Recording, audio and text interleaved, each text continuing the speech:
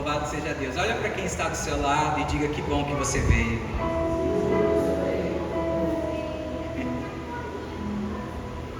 Glória a Deus. É bom nós estarmos na casa de Deus, reunidos na presença do Senhor. Abra a tua Bíblia no livro de João, capítulo 4. Esse mês nós estamos numa série de mensagens sobre de volta ao primeiro amor. Voltando ao primeiro amor, né? Na primeira semana nós falamos sobre de voltar ao primeiro amor e desenvolver paixão pelo Pai, né? Se relacionar com Deus, como nós não nos relacionávamos, porque até então a nossa oração tem sido só pedir. E eu sei que às vezes a gente se relaciona assim com os nossos pais, pedindo, mas relacionamento não é só pedir, né? Aliás, nenhum relacionamento subsiste se não tiver a arte do doar-se, né? Então, falamos isso na primeira semana. Segunda semana falamos sobre voltar ao primeiro amor e desenvolver uma paixão por aquilo que Jesus morreu.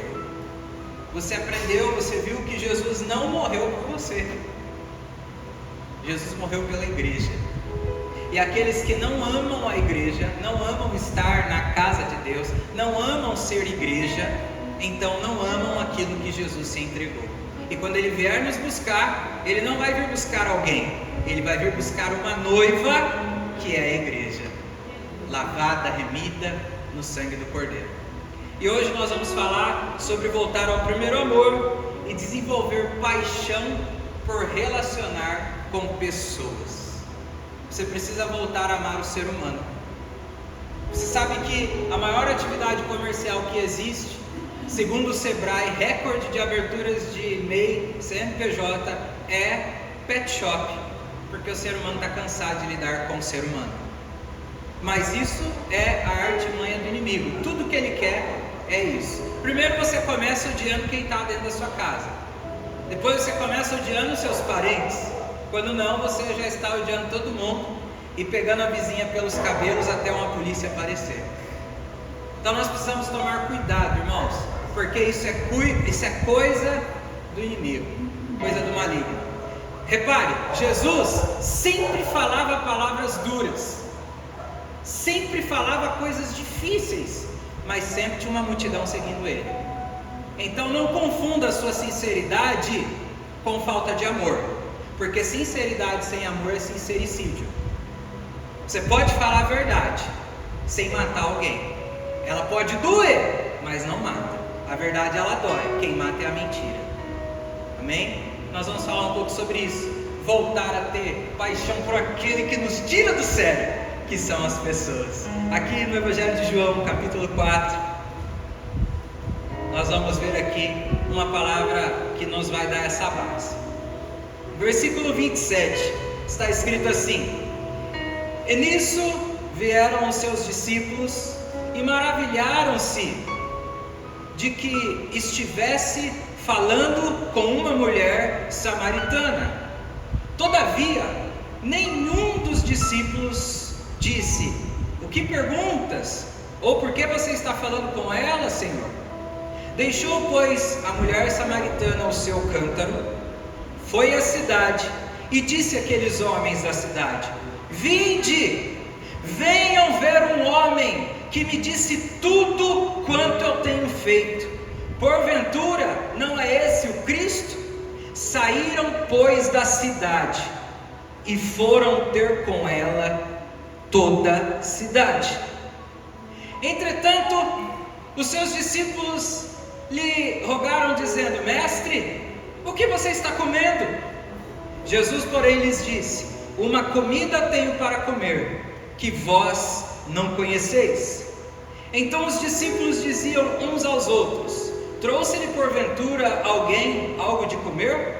Jesus lhes disse: A minha comida é fazer a vontade daquele que me enviou a realizar a sua obra. Não dizei vós que ainda há 4 meses, olha aí, vocês estão fazendo planos. Não digam vocês que ainda tem 4 meses até que venha a colheita. Eis que diz o Senhor: levantem os teus olhos e olhem as terras, porque as colheitas já estão preparadas. Pai querido e santo, nós te adoramos, nós te bendizemos nessa noite e na beleza da tua santidade nos purificamos para estar aqui. Que o Senhor seja bendito em nosso meio, que o Senhor seja adorado como foi cantado no nosso meio, Senhor. E que enquanto nós estivermos aqui, o Senhor possa visitar as necessidades de cada um. Assim eu oro e te peço em nome de Jesus. Amém, amém e amém. Você sabia que por mais que você se esforce, você não é capaz de acrescentar um dia à sua vida? Por mais que você faça o que é certo, por mais que você treine todos os dias, por mais que você viva uma vida de dieta, você não é capaz de aumentar um dia na sua vida. Existe uma lenda entre os nossos irmãos tupis, guaranis, os índios. Eles dizem, até hoje a sua descendência, que a única forma do ser humano acrescentar um dia à sua vida é comer uma maçã. Porque para os índios, cada maçã que você come, você vive um dia a mais. Quando você vai estudar a estrutura molecular ou essas coisas que tem por aí, você vai descobrindo que de fato é verdade. Você vê que as frutas, os legumes, eles têm um poder divino. Quem aqui nunca, né? Bom, vocês são da minha geração, a maioria, então vocês vão entender o que eu vou falar. Nós somos da geração minâncora. Quem tinha espinha, passava minâncora. Quem tinha CC, passava minâncora. Quem tinha um machucado, passa uma minâncora, que sara. Quem tinha um problema qualquer, era minâncora. E tudo que nós encontrávamos na minâncora era só oleosidade. Você passava para tirar espinhas, você ficava tão oleoso que se jogasse um ovo no rosto, fritava. E aí algumas coisas são verdades, algumas coisas são lendas. Mas de tudo que são lenda, o que é natural você arrisca. Isso aqui não deve fazer mal. Chá de quebra-pedra, vai quebrar meus rins, vai arrebentar, vai purificar de tudo. Eu estou te falando isso porque uma coisa que a ciência descobriu essa semana não é lenda. Foi divulgado essa semana que o coração humano, em estado saudável, quando ele é retirado da estrutura da caixa aqui, torácica, e ele continua bombeando, a ciência diz que o esguicho do nosso sangue de um coração saudável é capaz de atingir exatamente 9 metros. Você sabe o que é 9 metros? Quase isso aqui. Um coração saudável consegue explodir sangue a 9 metros. Mas a pergunta que eu faço a vocês, senhoras e senhores: como que está esse coração velho de guerra aí? Pastor, meu coração, ultimamente ele nem bate, ele capota, porque é só notícia ruim, é só seta que voa. Eu mal termino de resolver um problema, tem outro me esperando. E o pior, ultimamente são problemas inéditos que eu nunca consegui resolver. Levante a sua mão direita para o céu. Se os problemas são inéditos, as bênçãos serão inéditas. Diga para quem está do seu lado: não existe problema. Diga: existe situação propícia para um milagre. Quem pode aplaudir ao Senhor nessa noite?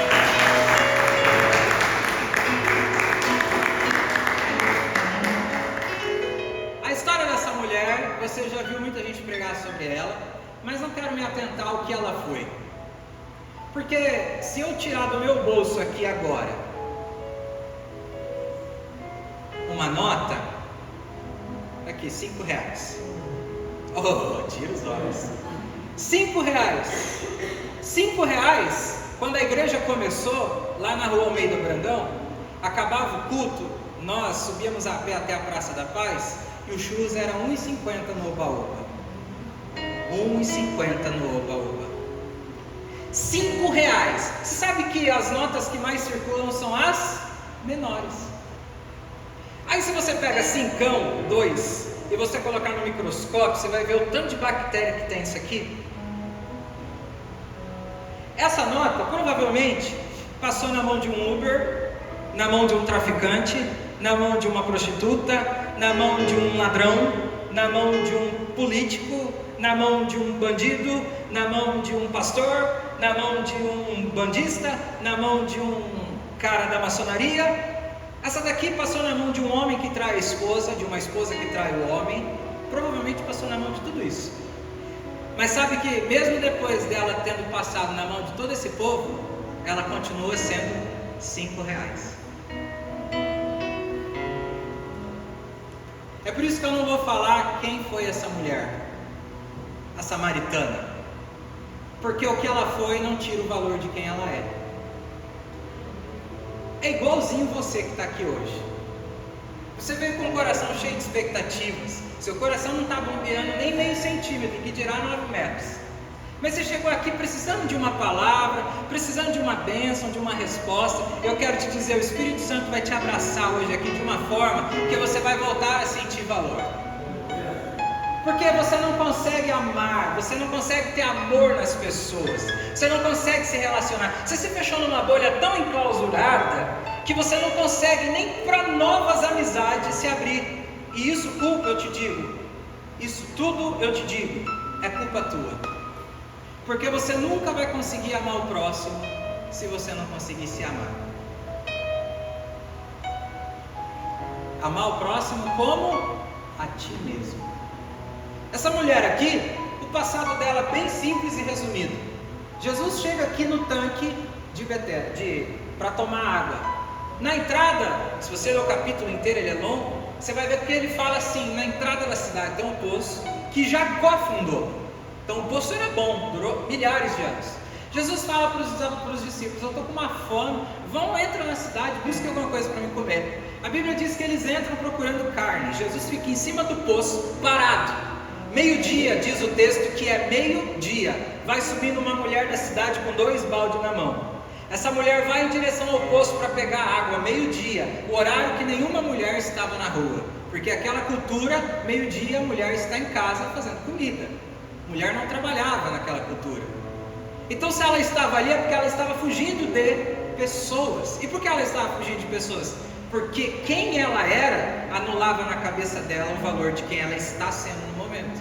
E quem ela era? Ela era simplesmente uma mulher que não podia ver outra mulher casada que roubava o marido dela. E o texto diz que ela casou com 5 maridos. Quem aqui consegue ter na palma da mão amigos de verdade? Que se você ligar pedindo, se você ligar para entregar a chave da sua casa, se você ligar pedindo um socorro, se você ligar pedindo para posar com você numa cirurgia, quem são essas pessoas? Aquela mulher tinha 5 pelo menos. Ela era uma mulher de boa relação. E o final da história vai provar isso. Ela vai buscar água e ela chega talvez toda triste e ela vê um homem sentado em cima daquela roda do poço, provavelmente de argila, betume, e ela olha para aquele homem, não diz nada, mas o homem olha para ela e se relaciona, porque Jesus sempre vai se relacionar. É por isso que você vem para o culto todo armado, não queria ir hoje, vai chover, estou cansado, né? Estou morrendo, eu estou com isso, estou aquilo. Aí você chega aqui, você vai desarmando, quando você vê, você está glorificando, chora, borra a maquiagem, dá na cara do diabo e sai levando a sua bênção. Aquela mulher chega e Jesus olha para ela e diz: eu acho que você podia pegar um pouco de água para mim, né? E aí, Jesus pede para ela um pouco de água. E ela olha para Jesus, ela é uma samaritana. Você sabe quem são os samaritanos? Samaritanos são os povos que entregaram o povo de Israel para o povo babilônico levar de escravo. Então os samaritanos foi o principal elemento que fez Israel ficar 70 anos na Babilônia. E lá surgiu a história do Daniel na cova dos leões, Sadraque, Mesaque e Abidnego, que você conhece. Os samaritanos eram X9. E eles não se relacionavam, eles eram afastados, essas duas civilizações. E aí ela olha para Jesus e fala: se você soubesse quem eu sou, de que povo eu represento, você não falaria comigo, porque o nosso povo não fala com o seu e o seu não fala com o meu. Preste atenção, não existe relação sem diálogo. Não existe. Se você é assim no casamento, no relacionamento, no trabalho, você precisa mudar isso. Mas também não é para falar muito, porque quem fala muito sem perceber começa a conversar com a serpente. Foi assim que disse Eva. Então, aquele episódio desenrolando, Jesus falando com ela, e ela: se você soubesse quem eu sou, você jamais me pediria isso. E aí Jesus olha para ela e fala: eu sei quem você é. Onde está o seu marido? E ela responde: eu não tenho. E aí Jesus conhece todas as coisas. Ele diz: você está falando a verdade, você não tem. Você já teve 5, mas o que você está, que é o 6º, ainda é seu amante, não é seu marido. Ela solta os baldes no chão, desarma o coração, se ajoelha e fala: vejo que és profeta. Até então, Jesus tinha multiplicado o pão, Jesus tinha andado sobre as águas, Jesus tinha levantado gente que tinha morrido, curado, mas ninguém tinha reconhecido Jesus como profeta. Uma estrangeira reconheceu. Agora você precisa aprender uma primeira lição aqui. Ela só conseguiu ter isso porque ela se dispôs a dar o que ele pediu. E o que ele pediu? Água. Ela diz: você é profeta. E Jesus diz: eu sei que você veio buscar água. Apaga a luz, por favor. Mas eu tenho uma proposta para te fazer. Você sabe o que Jesus se dispôs a fazer e a viver? Jesus se dispôs a ser uma pessoa que ninguém que passasse por ele durante a vida continuaria sendo a mesma. E se você se chama de cristão, cristão é pequeno Cristo, se você se considera um seguidor de Jesus, eu quero te fazer uma pergunta: as pessoas que passam pela sua vida, elas continuam sendo as mesmas? Elas pioram? Porque Jesus, todo mundo que passava por ele, nunca mais era a mesma pessoa. Então, Jesus disse assim para ela: olha, eu sei que você veio buscar água, mas eu vou te fazer uma proposta. Se você topar beber da água que eu tenho, essa água que você vai pegar no balde, você vai ter que voltar amanhã porque você vai ter sede. Mas se você topar beber a água que eu vou te dar, você nunca mais vai ter sede, porque a água que eu vou te dar é uma água viva. Aí ela disse assim: como posso eu beber uma água viva? Você percebe que tudo que Jesus pede é porque já é dele? É porque ele já tem? Você percebe que ele pediu água, mas ele era água. Tudo que Jesus pede para você, você não tem opção. Gente, o livre-arbítrio era até o dia do batismo. O apóstolo Paulo diz: era melhor vocês não conhecerem, agora que vocês conhecem o caminho, vocês serão julgados por aquilo que vocês fazem. E aí Jesus às vezes chega para você e pede uma coisa, você fala: Senhor, eu não consigo te dar isso essa semana. Eu não consigo te dar isso agora. Eu não consigo fazer isso pelo Senhor ou pelo reino. Eu não consigo. E você não está entendendo. Ele está te pedindo porque não é seu. Ele é dele. Porque dele, por ele, para ele, são todas as coisas. Então aquela mulher, ela deve ter levado um choque, porque foi o primeiro batismo oral da Bíblia. Todos os batismos até então eram por imersão. Esse ela foi batizada pela boca. É uma conjectura, claro. Mas o negócio foi tão forte, ela entendeu que ali estava alguém dizendo: o que você fez até agora não alterou o valor que você tem para o meu Pai. Deus está falando com alguém aqui que está se sentindo um inútil,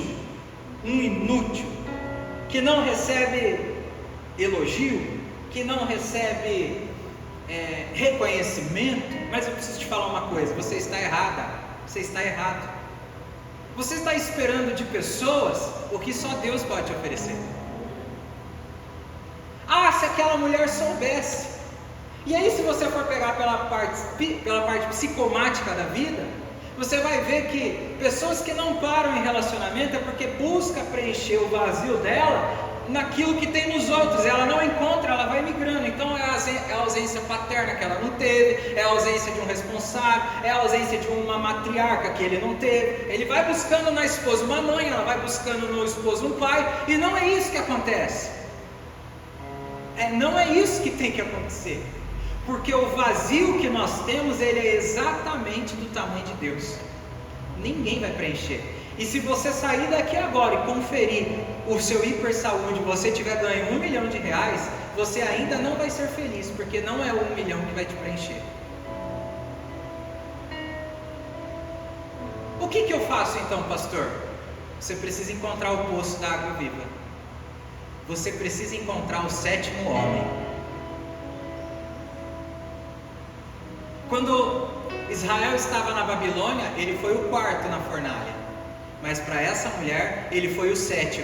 E você sabe o que significa o número 7 na Bíblia? O quê?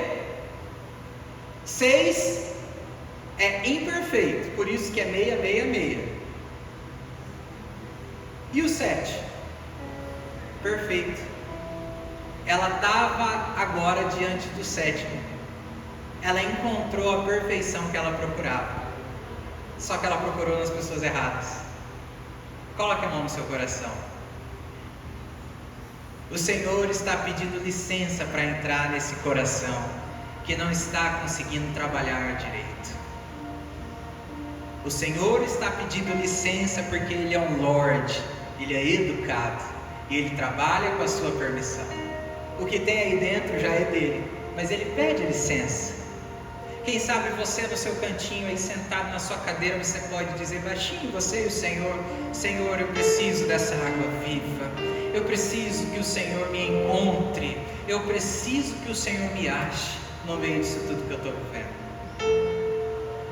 Agora abre os olhos e olha aqui para frente. Eu tenho uma boa notícia para você.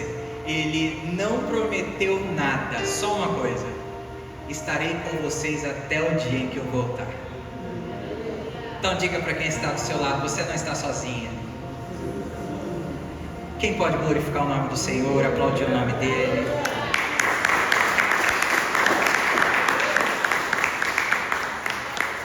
Pois bem, eu contei a história da mulher. Agora eu vou pregar para você a aplicação disso no nosso tema. Escute isso. Os discípulos chegaram, a mulher, o texto que nós lemos, tinha ido embora sem os baldes. Isso aqui é aquela fé, sabe aquela fé que você chega no UPA e tem 294 pessoas na sua frente, e você levanta e você fala: quer saber? Aqui eu vou ficar mais doente, eu vou embora, eu vou tomar uma aspirina e vou orar e vou me ungir e o Senhor vai me curar. É aquela fé que você teve quando você deu um passo de loucura financeira e comprou aquele negócio, que você falou: eu vou conseguir, eu faço hora extra, e bem naquele mês cortaram suas horas extras. Ela teve a fé que você teve muitos cultos aqui enquanto nós estamos construindo, de fazer: olha gente, nós não temos o dinheiro para pagar o pedreiro, e você pegar tudo que você tinha naquele dia e entregar ao Senhor. Fé, sem ser forçado a nada. Ela largou os baldes. Nós cantamos aqui que nós queimamos as carroças. Ela largou os baldes. Ela subiu uma montanha, ela desceu um vale, e agora ela está subindo uma montanha de volta para a cidade, com as mãos abanando. Parece que quem serve a Jesus sempre sai no prejuízo. Isso é uma mentira do inferno sobre as nossas vidas. Você não sabe o que Deus, porque todos aqueles que fazem o que o rei do reino pede, o rei do reino, ele cuida das suas coisas. Quando você cuida das coisas do rei, o rei cuida das suas coisas. Você viu o texto que nós lemos, como ele termina? Ela larga os baldes, porque a minha necessidade não é mais essa, foi preenchida, era um vazio. Viu?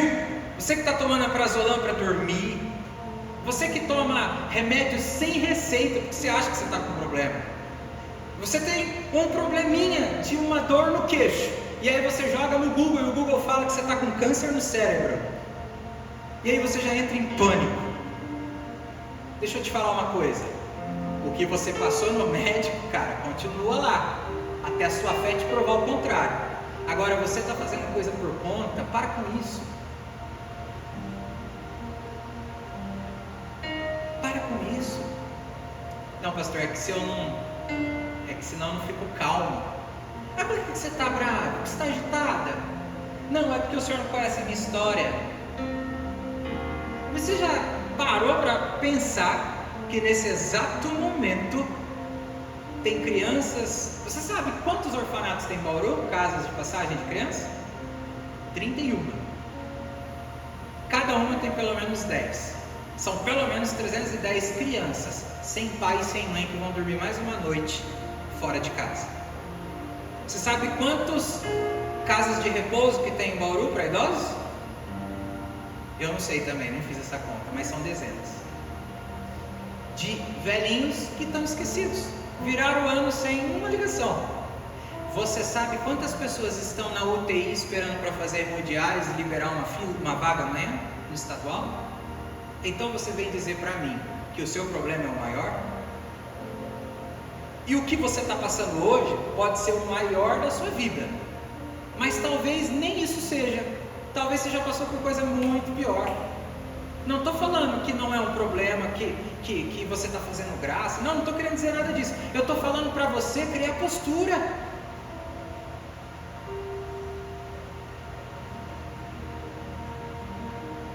Ser homem, ser mulher, não vai dar para pagar? Avisa, ó, a loja, Casa Bahia. Eu, como diz a música, eu vaguei com o carnê lá fora. Entrei no crediário, não vou conseguir pagar, mas assim que der eu pago. Para que xingar a atendente que te liga cobrando? O que isso vai melhorar? Não fuja das responsabilidades. É o primeiro passo. Assumo que estou acima do peso. Assumo que sou um ogro como a minha esposa. Assumo que eu sou uma mentirosa. Assumo que eu sou um devasso. Assumo que quando eu vejo pastor, mas quando eu vejo aquela latinha de Brahma Brinco, me dá até um teretetê, eu começo a tremer, pastor. Assume. Se você tem algum vício, assume para o Senhor. Fala, Senhor, eu não aguento mais. Eu não consigo mais sozinho. Então, aquela mulher entrou na cidade. Segure a cena na sua imaginação. Ela entrando na cidade sem balde, meio-dia. Agora, volte lá para baixo onde está o poço e enxergue lá 12 moleques. Só Pedro tinha mais do que 21 anos. E Jesus, balançando as pernas, olhando para o céu, será que vai chover? E aí chega aqueles 12. E aí, mestre? Conseguimos, hein? Passamos no panelão ali na esquina, compramos 1 quilo de contrafilé, meio quilo de alguma coisa e uma coca zero, né? Vamos tomar. E aí Jesus olha para eles e fala: eu não vou comer nada disso. E o texto diz: nossa, será que alguém veio aqui e deu comida para ele? E Jesus responde: a minha comida é fazer a vontade daquele que me enviou. Você percebe a profundidade dessa resposta? Primeiro que glutonaria é pecado, e te leva para o inferno igual você matar alguém, igual você estuprar alguém, porque é pecado. Para Deus não tem pecadão, pecadinho, é pecado. A consequência é diferente, mas é pecado. A gula é um problema tão sério que o diabo entrou na humanidade por ela. A serpente não enganou a Eva, a serpente fez a Eva comer. Então todas as vezes que a gente estabelece aqui um jejum, como agora em fevereiro serão 40 dias para Páscoa, nós vamos iniciar, e aí você sentiu um rebuliço, parece ter uma entidade no seu ventre, balançando, e você lá louquinho para quebrar o jejum. É que eu não vivo sem meu café, é que eu não vivo sem o meu cuíque de morango, pastor. Eu olho para o Léo e imagino ele tomando quick de morango. Coloca a mão no estômago e repreende e fala: eu sou o dominador. Se o Deus fez o homem para dominar a natureza, por que ele não consegue dominar o estômago dele? Não, é que se eu não for no banheiro, eu não me aguento. Se eu não for no banheiro, ai meu Deus do céu, eu não me aguento. Aguenta. Você foi criado para dominar a natureza. Domina o seu intestino. Aí Jesus fala isso: eu não vou comer não, cara, porque a minha comida, o que me sacia é fazer a vontade daquele que me enviou. É por isso que Moisés ficava 40 dias no monte. Por isso que Elias ficou 40 dias também. Porque eles faziam tanto a vontade de Deus que não dava tempo de fazer a vontade deles. Quem é feliz e faz a vontade de Deus não tem tempo de olhar para o problema, irmãos. Não tem tempo. Você sabe que depressão de pobre é acordar cedo e trabalhar. Quem está comigo e faz isso todo dia? Só o Michel que trabalha, o resto todo mundo está bem aí. Nós não temos tempo, irmãos, para parar. E não é mais porque nós não temos força, é porque a gente olha para o lado, tem filho, tem neto, tem mãe, tem pai, tem gente que se a gente parar, tem gente, você sabe o que eu vou falar, porque eu sou isso na minha família. Tem gente que é o para-raio da família. Como que desbloqueio o telefone? Como que eu peço um boleto? Como que eu vou em tal lugar? Vê isso para mim, mas não passo. Ah lá. Esses dias atrás, até uns parentes distantes, parece que é lá do filme do Shrek, né? Num reino tão distante. Me mandou mensagem falando, eu falei: gente do céu, não estou conseguindo dar conta dos meus filhos. Eu sei que quando você nasce com isso, não adianta você fugir. Você é o para-raio da sua família, tudo cai em você. E aí você tem que carregar não só o seu, como dos outros, e você não tem o direito de parar ou fracassar. Porque todos eles podem ter dor, você não. Você não pode ter problema. Então continua, está tudo bem. Deus fez alguns para ser assim mesmo. Qual é o problema disso? Você é uma locomotiva, você vai trazendo os vagão. Tem uns que não faz força nenhuma para sair do lugar, você arrasta. E quando estiver pensando em desistir, lembra da cruz, lembra de Jesus. Ele deixou um trono de glória, um reino para morrer, para que o pobre fosse rico. Ele morreu pobre para que a gente fosse rico. Por isso João 10:10, ele disse: eu vim para que tenham vida e vida em abundância. Ele se tornou enfermo e levou sobre si todas as enfermidades e maldições, para que você fosse sarada, curado, e se tornou servo, para que você fosse um príncipe. Olha para quem está do seu lado, olha essa princesa, esse príncipe, princesa do Senhor. É que saiu de mim, né, pastor? Saiu de mim. Então os discípulos preocupados, os discípulos entraram em Samaria, foram no açougue e compraram carne. Voltaram para Jesus. Eles estavam juntos há 1 ano e 2 meses, todos os dias andando com Jesus. Eles entraram em uma cidade e não falaram para ninguém que Jesus salva, cura, liberta. Os discípulos, eles tinham tanto problema de relacionamento, que quando Jesus estava um dia descansando, e as crianças quis só chegar perto, os discípulos, Pedro, eu imagino Pedro dando um bicudo: sai daqui, pirralho, sai daqui, e não sei o que, e aquele jeito truculento. E Jesus disse: gente, vocês não aprenderam nada, deixem vir a mim os pequeninos, porque deles é o reino dos céus. Olha o nível de dificuldade que eles tinham de lidar com pessoas. Não é possível que você seja pior que isso. Pastor, eu consigo. Pastor, o senhor não me conhece. Tem dia que eu acordo, eu olho no espelho e ele está assim, ó, com medo de mim, já saindo de perto de mim. A minha sombra, quando ela me vê, ela corre, pastor. Nós vamos orar. Se for demônio, vai sair hoje, mas se for ruindade, desce para a casa do oleiro e deixa ele quebrar seu coração. É melhor você ter paz do que ter razão. Aí Os discípulos ali preocupados, quem será que trouxe comida para ele? Mestre, pedistes iFood? Não, gente, minha comida é fazer a vontade daquele que me enviou. Mas era o que? Massa? Era assado? Era frito? E de repente, o vale começa a tremer, porque o que vem de cima para baixo parece que está rolando. Eles estavam no vale, o poço, lugar baixo. Samaria era no alto, começa a tremer, parecendo barulho de cavalaria. Eles param de falar de comida, porque crente quando se junta, não bebe, né? E nem fala mal dos outros, mas come, que é uma barbaridade. E aí, eles conversando, e eles sentem a terra tremer. Quando eles olham, sabe quantas pessoas tinham naquela época? Aproximadamente 27 mil habitantes. Você viu o que o texto diz? Ela entrou na cidade e disse: vejam, eu encontrei alguém que sabe quem eu sou. Será que ele não é o Cristo que estamos esperando?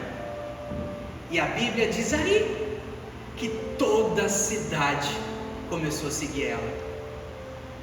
Eu sei, você devia ter dado um aleluia agora, você falhou, mas eu vou falar de novo. Você sabe por que toda a cidade começou a seguir ela? O maior milagre não foi Jesus falar que ela tinha tido 5 casamentos. O maior milagre é uma mulher que roubou 5 maridos, entrar num lugar e voltar a ser aceita e ser referência ao ponto de: eu vou seguir você, eu vou te seguir. Eu não sei, eu sei que você era uma destruída, eu sei que você era, eu sei que você era, eu sei que você fazia, mas eu estou vendo um negócio diferente em você.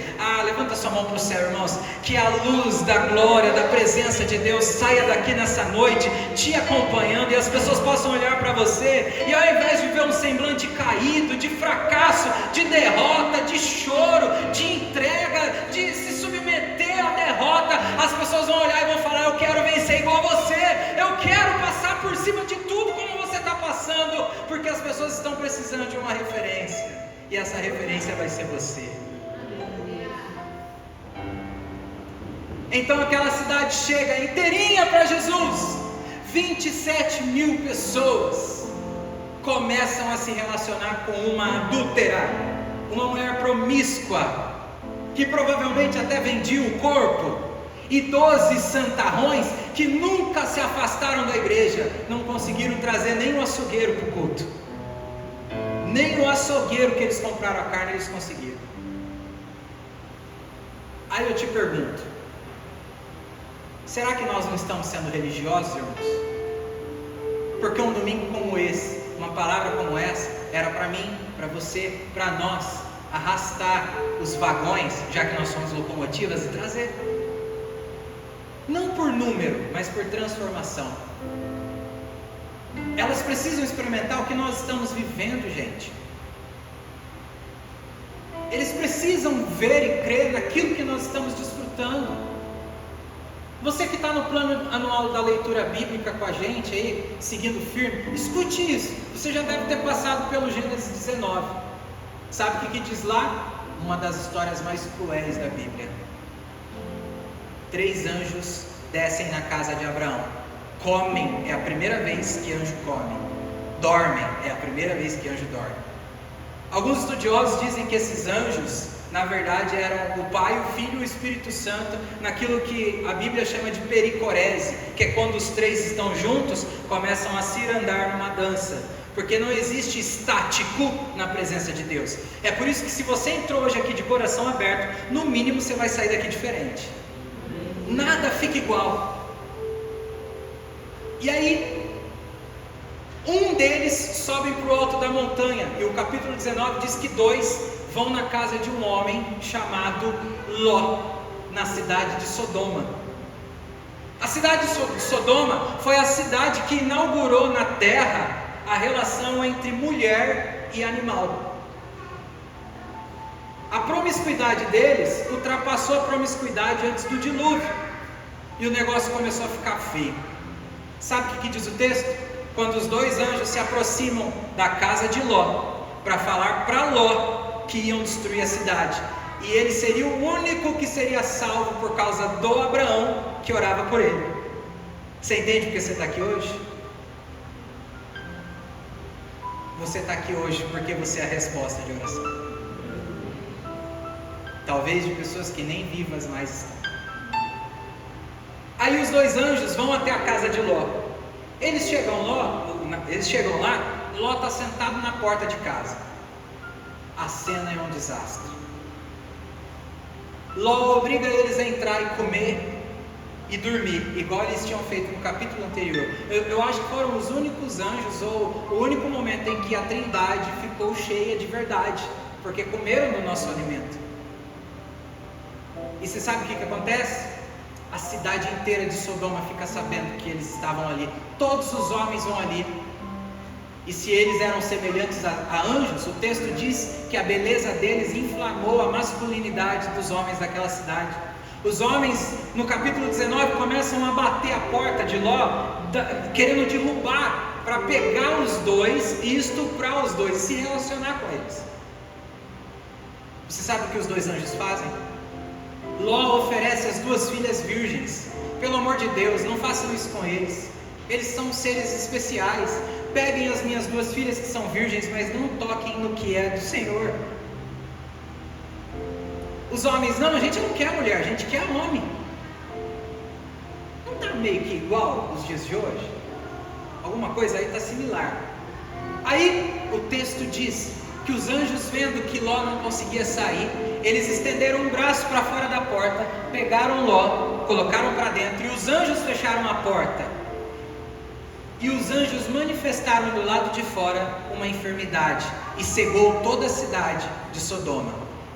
Eu estou te contando tudo isso porque o texto termina dizendo assim, que todos os homens que estavam do lado de fora, querendo estuprar os homens que estavam dentro, ficaram cegos e não conseguiam mais achar a porta. Irmãos, nós estamos vivendo exatamente esses dias. Lá fora eles não conseguem achar a porta. Eles não conseguem mais ter paixão por aquilo que Jesus morreu, que é a igreja.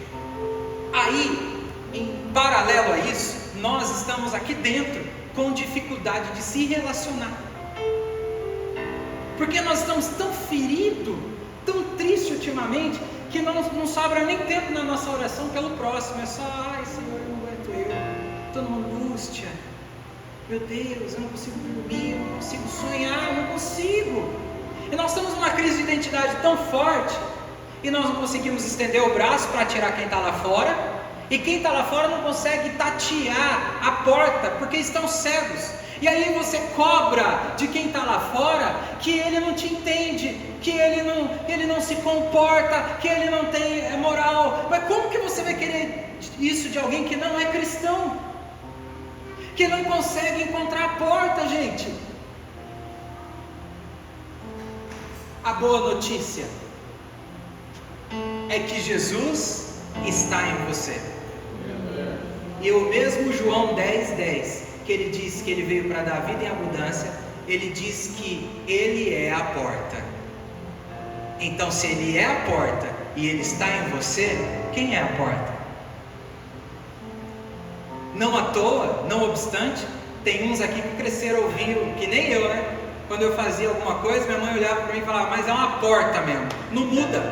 Eu sou uma porta, eu sou uma porta de salvação, eu sou uma porta de livramento, eu sou uma porta de escape, eu sou uma porta de avivamento, e as pessoas que passarem por mim, do outro lado, vão dar de cara com Jesus, porque atrás de mim, aquele que me guarda não dorme. Então nessa noite, você veio hoje aqui, exatamente na onde você precisava estar, para ouvir do Senhor, que você ainda tem valor, mas você precisa deixar aquilo que você acha que é necessidade e voltar a se relacionar, porque o milagre ele já liberou no reino dos céus faz tempo, mas para acessá-lo de repente você vai ter que passar pelo coração de alguém, e eu quero te falar, às vezes é por alguém que você vai ter que dobrar o seu orgulho. E aí eu te pergunto, você vai querer ficar nesse deserto até quando? Vai querer ter razão até quando? Ou bora comigo, vamos para o outro lado, vamos viver no rio de água viva. Deixa eles acharem que eles estão certos, Nós estamos com Jesus. E voltar a sorrir, irmãos. Pelo amor de Deus, volte a sorrir. Volte a sorrir. Chega dessa cara de parece que foi batizado no vinagre. Você foi batizado na água. Viva! Sorriso no rosto. Ai, mas agora, pastor, tem IPVA. Uai, a gente não sabia disso? Quando você foi comprar o carro, o diabo não falou: ah, você vai comprar o carro, mas eu vou lançar o IPVA na sua vida. Ele não fez nada disso. Você já sabia que ia ter o IPVA. Você já sabia que casamento não é fácil. Ninguém colocou a arma na sua cabeça para você casar. Você já sabia que parir um filho nesse mundo atual é muito perigoso. Então o que nós temos que fazer? Perder noites de sono, orar, e tá lá do lado, meu. Olha aí a Aline e o Léo, que bonito até hoje, cuidando pertinho. Temos que cuidar. O meu irmão, quando decidiu ir embora, minha mãe disse assim: vai lá e busca ele. Fala comigo, irmão. Ele está com a unção do meu pai, não está ouvindo nada. Pense em alguém surdo. Então, se o louvor estiver meio alto, tenha paciência com ele, tá bom? Gente, é isso aí. Ah, mas pastor, é que a minha irmã é uma folgada. Ai, que mulher folgada. Pega o meu cartão, não paga, tem que ficar cobrando. Quem mandou você emprestar? E eu nem vou... O que é? É verdade, não é, filha? E eu nem vou entrar na questão de cunhado pra gente sair daqui bem hoje. Bem, sabe? Bem. De boa? Não, as minhas cunhadas são uma benção. Gente, no final das contas, o que importa é aquilo que o pastor, todas as vezes, ano 2025, ele teve aproximadamente 63 oportunidades. As 63 ele falou da arca. Por quê? A nossa família, se contar, dá 8, igualzinho de Noé. E o que importa, irmãos, na verdade é isso. Quando você fecha a porta, o que importa é o que está do lado de dentro. Não pagou a conta? Amanhã você trabalha e paga. Está com depressão? Regula o seu cortisol, dorme bem. Vai treinar, meu. Faz uma caminhada. Uma hora as coisas melhoram, porque no final tudo dá certo. Se não der certo, não é o final. Vocês já sabem que isso vai acontecer. Fiquem de pé, por favor. Nós vamos louvar o Senhor agora.